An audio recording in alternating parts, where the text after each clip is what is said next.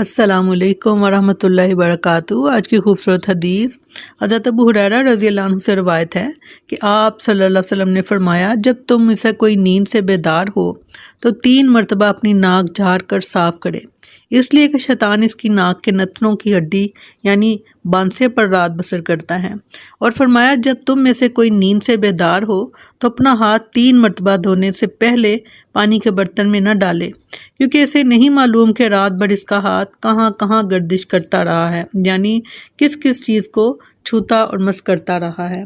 بہت بہترین، بہت خوبصورت حدیث اور بہت پیارا حکم کہ جب آپ نیند سے بیدار ہوں تو آپ اپنے ہاتھ دھوئے بغیر کسی پانی کے برتن میں اپنے ہاتھ کو داخل مت کریں۔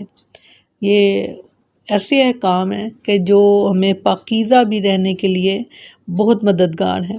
اللہ تعالی ہم سب کی مدد فرمائے۔ السلام علیکم ورحمۃ اللہ وبرکاتہ۔